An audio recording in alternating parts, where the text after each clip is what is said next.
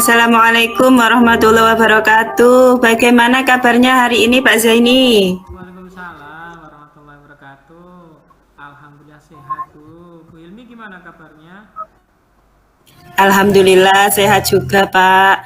Mohon maaf ya Pak Zaini, tadi waktu Pak Zaini telepon saya ada pertemuan dengan wali murid Pak. Jadi belum bisa menanggapi telepon dari Pak Zaini. Kira-kira ada masalah apa nggih Pak? Nggih, Coba bisa diceritakan. nggih, saya juga mohon maaf loh Bu. Tadi juga saya tidak apa namanya, tidak mengetahui kalau ternyata jenengan sedang berkegiatan gitu nggih. Jadi saya telepon aja. Iya Bu, Iya, ini nggak apa-apa Pak. nggih, ini loh Bu, ada sesuatu yang menjadi keresahan saya gitu loh Bu, yang ingin saya bincangkan dengan Bu Hilmi begitu. Nggih, Pak. Kira-kira ada permasalahan apa ya, Pak? Coba diceritakan, Pak Zaini. Nggih, jadi begini Bu, apa namanya, saya itu ada keresahan lah nggih, melihat minat anak-anak saya ya, khususnya peserta didik atau anak-anak saya itu kelas 12 Bu. Minat terhadap apa? Minat terhadap ini ingin lanjut kuliah gitu Bu, atau melanjutkan ke jenjang atau pendidikan ke jenjang berikutnya gitu. Jadi kemarin itu ada pemetaan Bu yang dilakukan oleh tim kurikulum, kemudian BK, kemudian juga didampingi oleh wali kelas masing-masing gitu. Dari hasil pemetaan kemarin itu juga saya kaget karena apa presentasi murid-murid saya kelas 12 itu nih Bu, yang mau lanjut ke jenjang berikutnya ya atau mulai kuliah itu presentasinya masih belum sesuai ekspektasi begitu Bu, masih sekitar 60% gitu. Nah, sisanya yang sekitar 40% ini tidak ingin melanjutkan. Dengan alasan ketika kita tanya lagi lah, nggak, kalau nggak melanjutkan kuliah mau ngapain gitu. Mereka bilang itu mau bekerja gitu. Itu. Oh, nggih.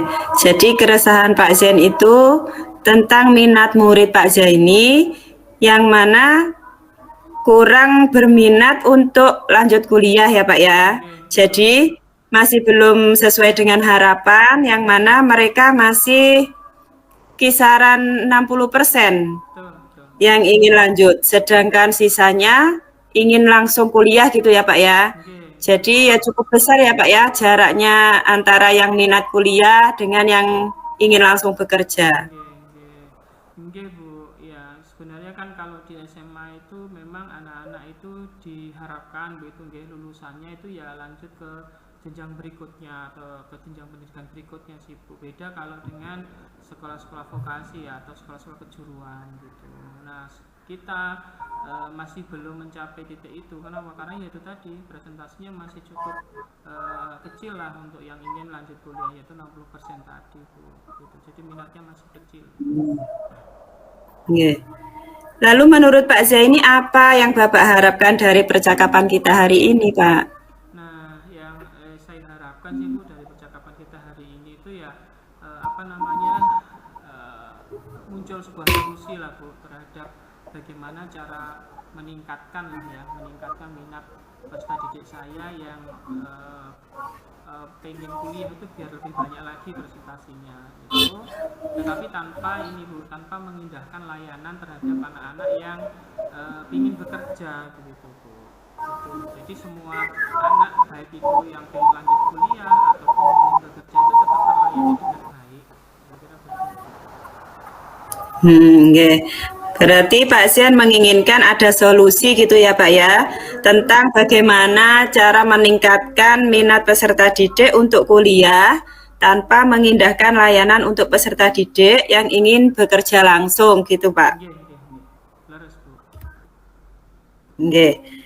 Menurut Pak Zaini apa yang membuat murid-murid itu lebih memilih untuk langsung kerja Pak daripada kuliah? Oh, nggih. Beberapa waktu lalu itu saya mencoba untuk terjun langsung ya Bu.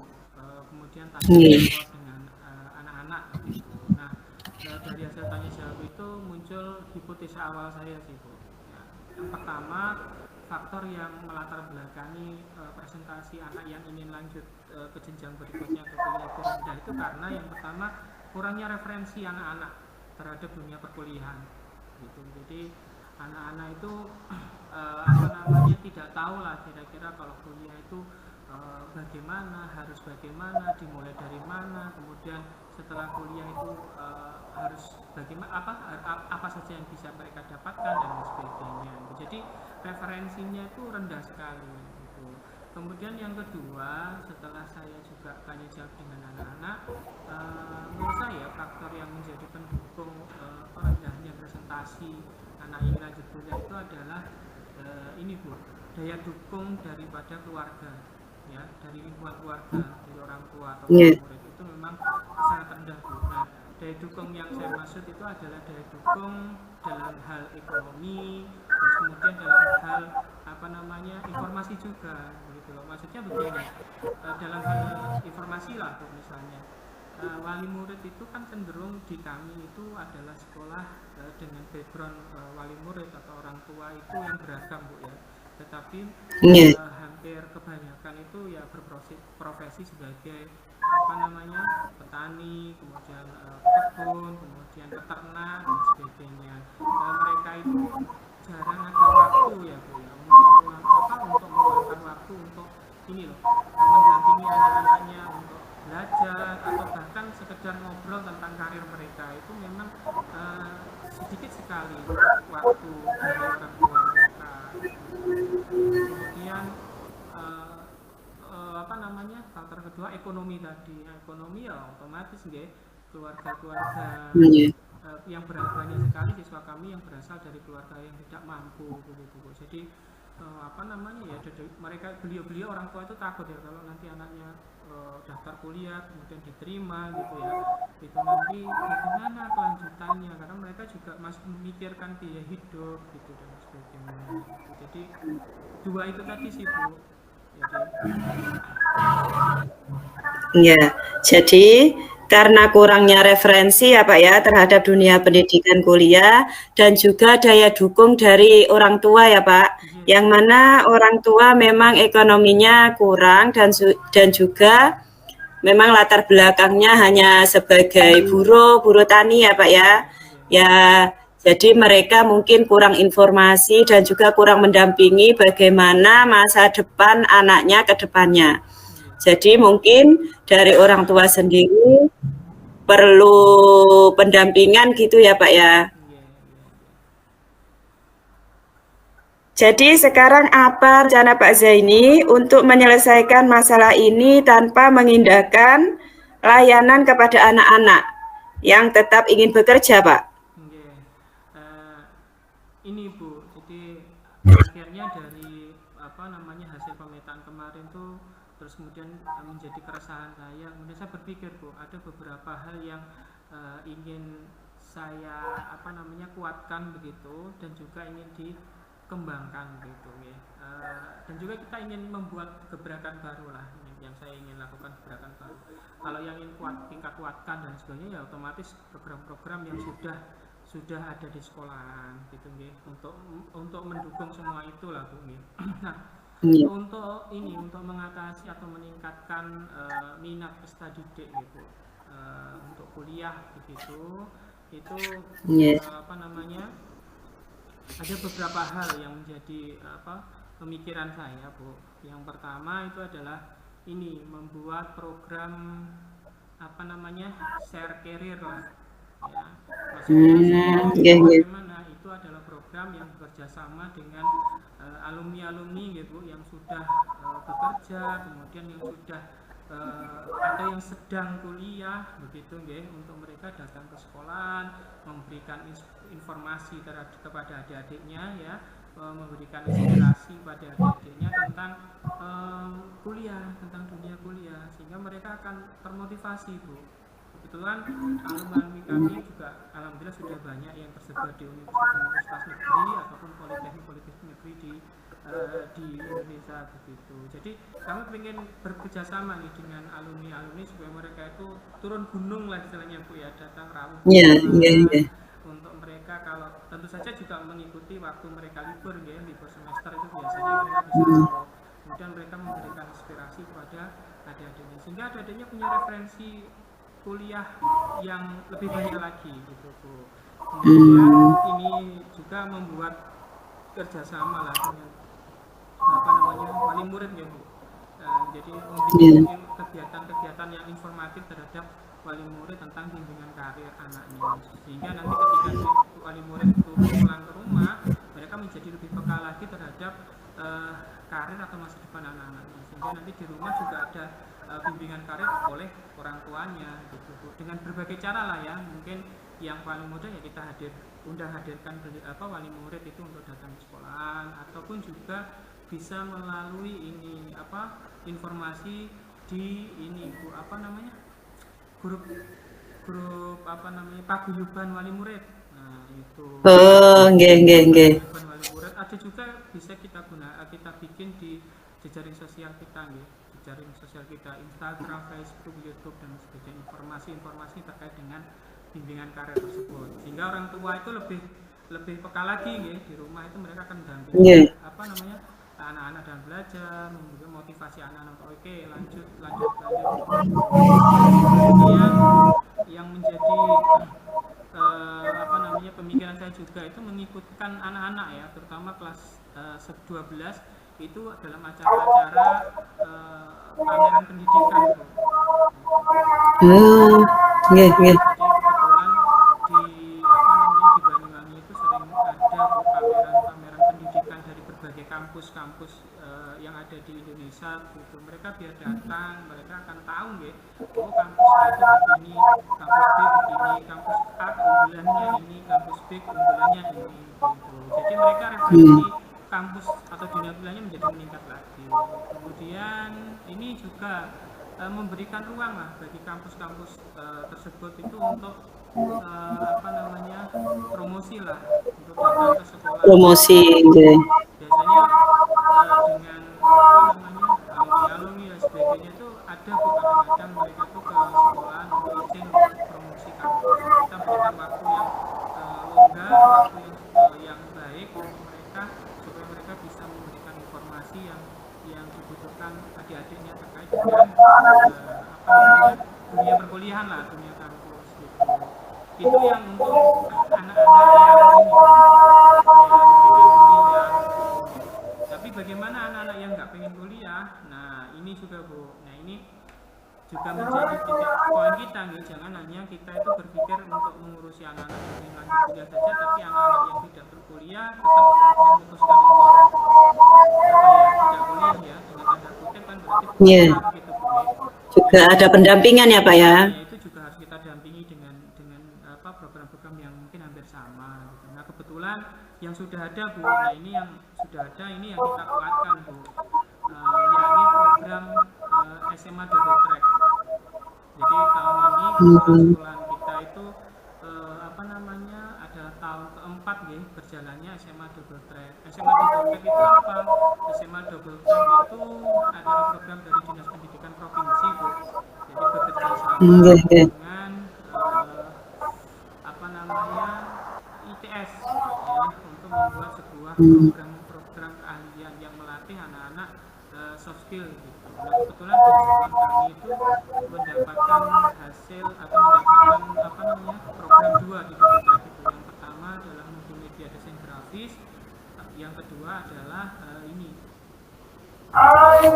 bakery ya, Nggih. Cuman memang ya masalahnya adalah Double Track ini kan tidaklah semuanya Bu ya. Jadi panggungnya istilahnya itu tidak sekitar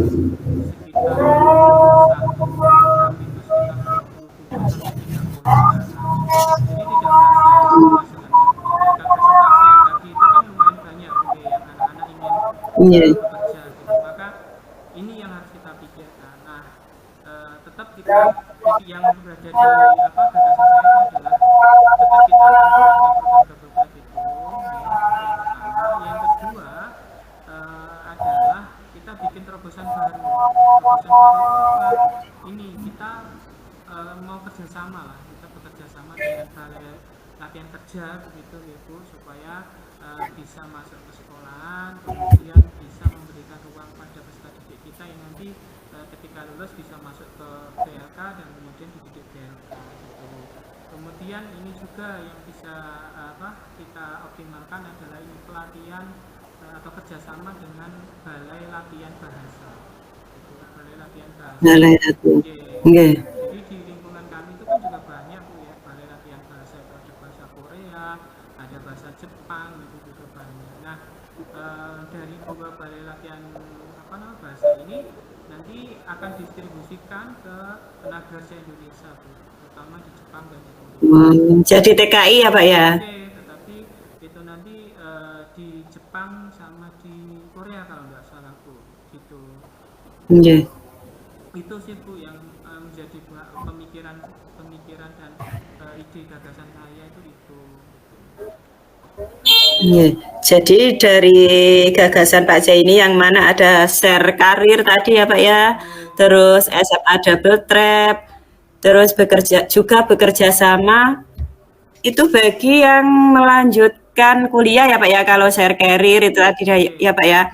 Terus bagi yang ingin langsung bekerja tadi sudah ada, yaitu dengan cara bekerja sama dengan BLK dan juga Balai Latihan Bahasa ya Pak. Nggih. Terus itu gimana Pak? Apa sudah dilaksanakan apa masih rencana gitu Pak? Yang beberapa tadi Bu itu sudah dilaksanakan oleh sekolah, maka diperlukan penguatan lah terhadap kegiatan tersebut sehingga hasilnya bisa optimal. Seperti misalnya yang sudah pernah dilaksanakan sekolah untuk mendukung peningkatan minat peserta didik kuliah begitu Bu ya. Itu ini pameran pendidikan itu sudah dijalankan oleh sekolah, kemudian memberikan kesempatan peserta didik, kampus-kampus itu untuk datang ke sekolah untuk mempromosikan diri, itu juga sudah dilakukan. Tetapi untuk bekerja sama dengan alumni untuk memberikan inspirasi ya, kegiatan yang saya sebutkan tadi ya, share career tadi, kemudian memberikan layanan informasi terhadap wali murid Bu, terhadap bimbingan karir itu belum Bu, sehingga sekali lagi yang sudah dijalankan itu tadi perlu terus dilaksanakan dan dikuatkan supaya hasilnya bisa optimal. Tetapi juga di luar itu kita perlu terobosan lain supaya bisa menunjang optimalisasi dari kegiatan-kegiatan yang sudah dikuatkan tadi gitu Bu. Kemudian kalau yang untuk usaha untuk membina anak-anak yang tidak tidak lanjut ke perguruan tinggi sih, yaitu tadi yang sudah dijalankan itu ya SMA double track. Tahun ini itu kita sudah tahun keempat Bu. Tetapi untuk bekerja sama dengan BLK, kemudian balai latihan bahasa itu masih belum. Makanya ini perlu sekali lagi SMA double track itu penting, itu akan dikuatkan lagi. Kemudian yang kedua perlu terobosan lain. Nah, terobosan lain tadi apa yang menjadi pemikiran saya adalah tadi bekerjasama dengan BLK dan juga bekerja sama dengan balai latihan kerja gitu. Nggih. Untuk masuk ke BLK atau balai latihan bahasa tadi bagaimana Pak? Apa melalui tes, apa sesuai yang minat gitu saja, minat siswa, apa bagaimana Pak? Tentu yang pertama ya kita harus bekerja sama dengan dua lembaga tersebut Bu ya. Kemudian setelah itu terkait dengan rekrutmennya dan sebagainya ya kita ngabdi saja ke dua lembaga tersebut, karena kan dua lembaga tersebut tentu punya regulasi masing-masing ya Bu, tentu punya regulasi masing-masing, apakah harus melalui tes ataukah apa dan sebagainya. Nah, maksud saya gini, tugas sekolah itu kan harus berikhtiar mencari terobosan lah gitulah. Jadi dengan cara apa ya, tadi bekerja sama dengan lembaga-lembaga di luar untuk istilahnya bisa masuk ke sekolah gitu, memberikan ruang pada lembaga-lembaga di luar untuk masuk sekolah, kemudian anak-anak bisa masuknya ya kita serahkan regulasinya terhadap lembaga masing-masing gitu. Jadi pihak sekolah tetap mendampingi saja gitu ya Pak ya? Betul, terus mendampingi begitu, mendampingi. Jadi layanan yang kita berikan ya mendampingi begitu. Tadi sudah dilaksanakan selama 4 tahun ya Pak ya? Iya, untuk khusus double track atau SMA double track itu sudah 4 tahun ini Bu. Sudah 4 tahun, ini tahun keempat jalan sih sebenarnya. Tahun keempat jalan. Untuk hasilnya bagaimana Pak? Nah, hasilnya ya seperti saya bilang tadi istilahnya apa nggih, double track ini juga kan ada batasnya Bu nggih, batasan apa namanya, batasan pagu per bidangnya. Tadi kan ada 2 bidang ya, multimedia desain grafis Nggih, dan apa, tata boga pantry bakery. 2 bidang tata itu boga. ya maksimal kisaran 30 nggih, 30 anak. Jadi 30 anak itu juga tidaklah banyak gitu loh Bu, sehingga kita perlu optimal. Masalah hasil sih ya itu tadi, dari apa namanya, SMA Double Track selama hampir 3 tahun yang sudah jalan, 4 tahun jalan ini ya, alhamdulillah ini soft skill anak-anak di bidang tersebut ya, bidang multimedia maupun desain grafis yang meningkat baik gitu. Tetapi memang ada yang sudah alhamdulillah nih Bu, sudah bekerja sesuai dengan apa namanya, pelatihan tersebut. Nah, ada yang ini Bu, justru berpindah haluan ya. Oh, nggih. Berpindah haluannya itu mereka malah akhirnya kuliah gitu Bu. Hmm, Jadi yang tidak ingin jadi ingin ya, Pak ya. jadi akhirnya dan di bidang itu, di bidang apa namanya, kayak contohnya misalnya ya Bu, misalnya ada salah satu anak saya yang ini bekerja, mohon maaf, ikut double track multimedia desain grafis gitu ya. Kemudian setelah lulus, awalnya dia nggak pengen bekerja Bu, kemudian setelah dia lulus SMA double track, mendapat sertifikat dari Dinas Pendidikan dan juga ITS, kemudian dia daftar Bu di kalau nggak salah di DKP, desain komunikasi visual ITS, dan alhamdulillah juga diterima di sini. Jadi ada yang seperti itu Bu, ada yang juga memang sudah bekerja dengan bidang pelatihannya, ada yang justru lanjut ke perguruan tinggi atau ke jenjang pendidikan berikutnya gitu. Berarti dari desain grafis tadi sudah ya Pak ya. Untuk dari bakery tadi Pak, bagaimana Pak? Apa sudah bisa memasarkan, terlihat hasilnya apa bagaimana Pak? Pantry bakery nggih Bu, nggih.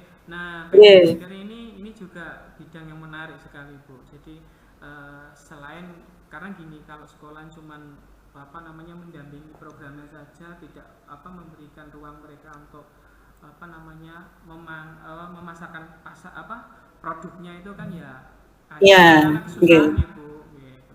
Nggih. Akhirnya sekolah itu punya terobosan juga untuk mendukung program tersebut gitu. Jadi dalam misalnya begini, misalnya setiap kali rapat gitu ya, rapat dengan wali murid atau apa begitu, kita tuh memberikan apa, kesempatan bagi anak-anak di apa namanya, tata boga pantry bakery double track itu, untuk membuat produk roti dan sebagainya yang nanti menjadi konsumsi peserta rapat gitu. Jadi kan lumayan Bu ya, jadi sekali rapat aja misalnya ada ya, anggap aja 700-800 apa namanya, peserta gitu. Jadi kan ya lumayan, dalam satu waktu itu bisa 700-800 roti gitu. Ada juga ini Dikalikan ya Pak. ada juga terobosan sekolah itu dengan memberikan ini apa namanya, biasanya kan setiap tahun itu sekolah itu memberikan bingkisan ya, bingkisan hari raya gitu loh Bu, kepada kepada peserta didik, Tarsel gitu ya Pak ya. kepada pendidik lah dan tenaga kependidikan. Nah itu anak-anak yang double track yang suruh membuat produknya, kemudian yang ngemas ya, packaging kemasannya ya anak-anak desain grafis gitu, anak-anak desain grafis gitu. Jadi itu cara-cara yang dilakukan sekolah agar supaya apa ya, mereka itu kan di double track itu ada kredit, mohon maaf, ada kelompok usaha siswa namanya KUS. Nah itu jadi mereka nanti bisa menghasilkan produk, kemudian produk itu bisa dipasarkan, kemudian dari pemasaran produk itu mereka dapat benefit gitu Bu. Jadi pendampingannya maksimal ya Pak ya, tidak hanya menghasilkan produk tetapi juga sekaligus pemasarannya.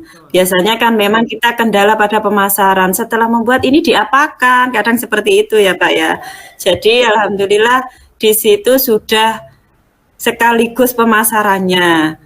Anak-anak tidak bingung bagaimana nanti dengan hasil produknya diapakan, apakah dibagi dimakan bersama, apa bagaimana. Ternyata alhamdulillah sudah ada alurnya ya Pak ya. Tadi dengan acara rapat, Terus dengan cara tadi ya Pak ya THR, bingkisan THR itu parcel biasanya ya Pak itu yang membuat semua anak-anak dari program tadi. Nggih. Nggih, alhamdulillah itu bisa menjadi inspirasi bagi saya Pak Zaini. Nggih. Terus untuk selanjutnya apa komitmen Pak Zaini terhadap rencana tersebut Pak? Baik, ini Bu, komitmen-komitmen saya tadi terhadap rencana-rencana yang saya sampaikan tadi itu adalah yang pertama ini apa namanya menguatkan program yang sudah dijalankan gitu dan membuat inovasi baru, menjalankan inovasi baru, gebrakan baru untuk mendukung apa namanya optimalisasi dari hasil yang sudah kita laksanakan, kira-kira begitu. Itu komitmennya Bu. Tentu ini tidak mungkin bisa kita lakukan sih Bu, sendiri itu tidak mungkin sudah. Iya, Makanya harus iya, kolaborasi. iya memang tidak mungkin. Jadi memang harus ada apa namanya kolaborasi dari seluruh warga sekolah, gitu Bu. Nggih. Mudah-mudahan semua berjalan dengan lancar ya Pak ya dan Amin, mendapat amin, amin. hasil yang sesuai dengan yang diharapkan. Amin, amin ya Rabbal Terus alamin. dari percakapan kita kali ini apa kesimpulannya Pak? Ya, alhamdulillah lah Bu ya, saya merasa lebih lega ini Bu setelah ngobrol dengan Bu Hilmi ya, terkait dengan Nggih. keresahan yang apa namanya saya dapati begitu beberapa waktu lalu. Jadi alhamdulillah rasa ini makin makin longgar ya, makin plong begitu ya kalau orang bilang itu, makin plong sehingga ini menjadi apa namanya semangat dan motivasi saya untuk apa namanya lebih yakin lagi bertindak atau mengeluarkan gagasan tadi dan mengaktualisasikan gagasan yang sudah saya sampaikan ke Bu Hilmi tadi gitu Ibu. Jadi longgar ini alhamdulillah. Terima kasih Bu Hilmi. Alhamdulillah, nggih. Saya tunggu ya Pak ya program-program Pak Zaini ke depannya. Semoga Pak Zaini bisa terus mendampingi anak-anak secara maksimal dan juga rencananya bisa dijalankan secara optimal, Pak. Nggih.